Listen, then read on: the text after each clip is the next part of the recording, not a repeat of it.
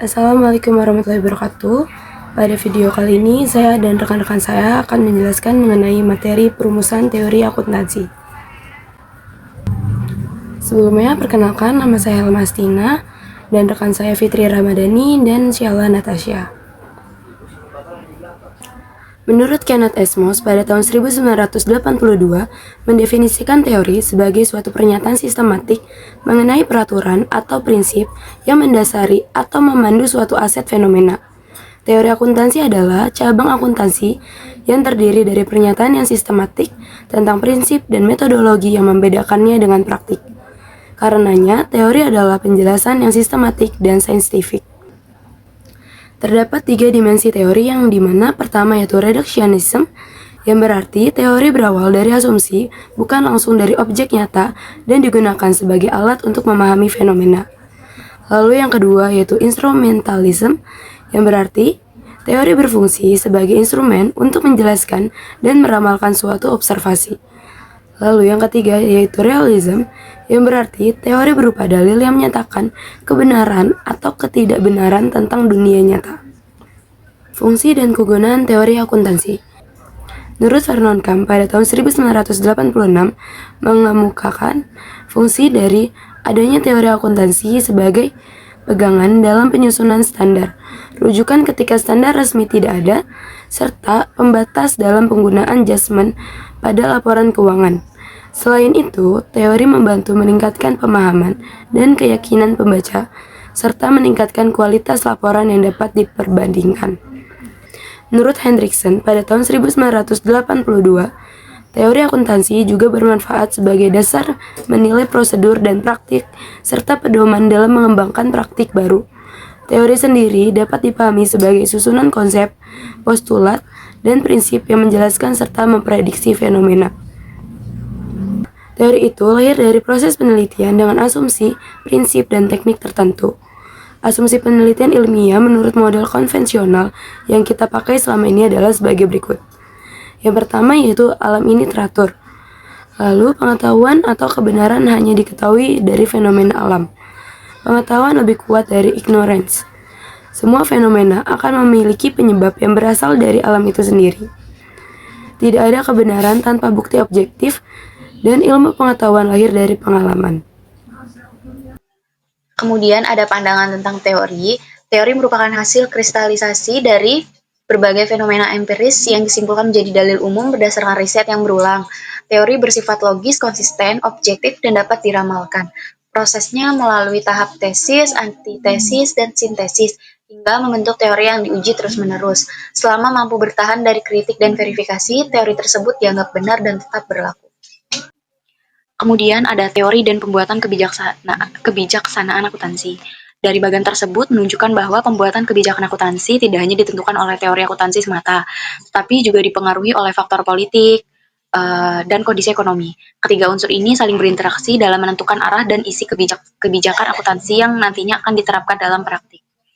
Kemudian dari kebijakan tersebut terbentuk praktik akuntansi, yaitu penerapan nyata dari teori dan kebijakan tersebut dalam penyusunan laporan keuangan.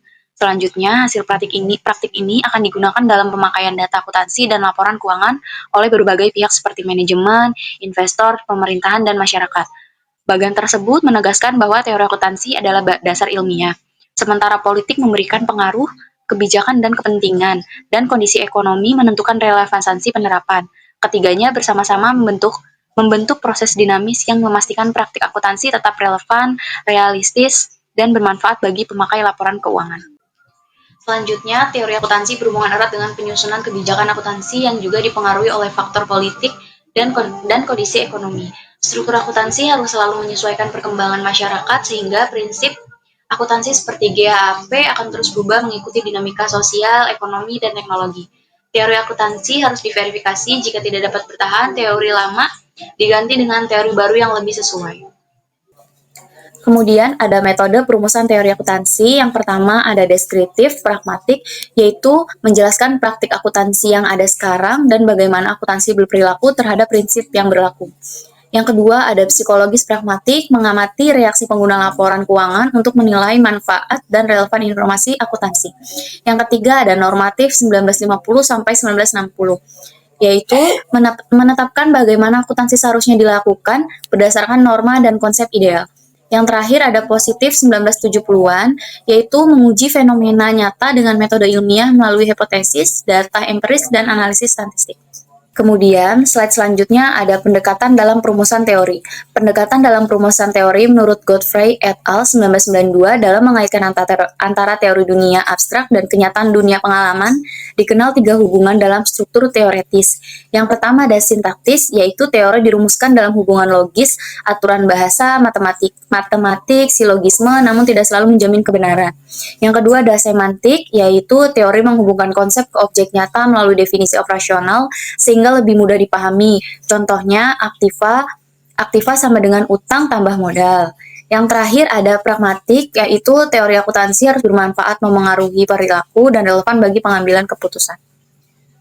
Materi selanjutnya akan saya jelaskan mengenai kriteria atau pihak yang memiliki wewenang menentukan kebenaran teori. Dibagi menjadi 3, yang pertama itu ada dogmatik. Kebenaran diterima karena berasal dari pihak berwenang atau dipercaya tanpa perlu diuji. Misalnya dari lembaga seperti American Accounting Association, Financial Accounting Standards Board, dan Ikatan Akuntan Indonesia dalam akuntansi. Yang kedua ada self-evident, yaitu kebenaran yang jelas dan terbukti melalui pengetahuan umum, pengalaman, atau pengamatan, seperti penggunaan nilai uang dalam akuntansi. Yang ketiga ada scientific, yaitu kebenaran dibuktikan melalui metode ilmiah yang melibatkan perumusan, pengujian, dan verifikasi teori secara berulang. Untuk materi selanjutnya yaitu mengenai perumusan teori akuntansi. Menurut Belkawi, teori akuntansi dapat dirumuskan melalui 2 pendekatan utama. Yang pertama itu dengan pendekatan informal dan pendekatan teoritis. Untuk pendekatan informal sendiri dibagi menjadi 2. Yang pertama itu dengan pragmatis, praktis, dan non-teoritis. Pendekatan ini berdasarkan praktik nyata di lapangan dan difokuskan pada penggunaan praktis bagi pengambilan keputusan. Yang kedua ada otoriter. Pendekatan ini ditetapkan oleh organisasi profesi akuntansi yang mengatur praktik dengan mempertimbangkan aspek praktis dan relevansi. Yang kedua, pendekatan teoritis dibagi menjadi 5. Yang pertama itu ada deduktif. Pendekatan dimulai dari prinsip dasar akuntansi, diturunkan menjadi teori khusus, lalu diuji dalam praktik. Yang kedua ada induktif. Pendekatan berdasarkan observasi kasus nyata untuk menarik prinsip umum yang diuji secara empiris. Yang ketiga ada etik. Pendekatan ini menekankan nilai keadilan, kewajaran, dan kebenaran dalam penyusunan laporan keuangan. Yang keempat ada sosiologis. Pendekatan ini memperhatikan dampak sosial praktik akuntansi terhadap kesejahteraan masyarakat. Yang kelima ada makroekonomi. Pendekatan ini menekankan pemilihan teknik akuntansi berdasarkan dampaknya terhadap kondisi ekonomi nasional.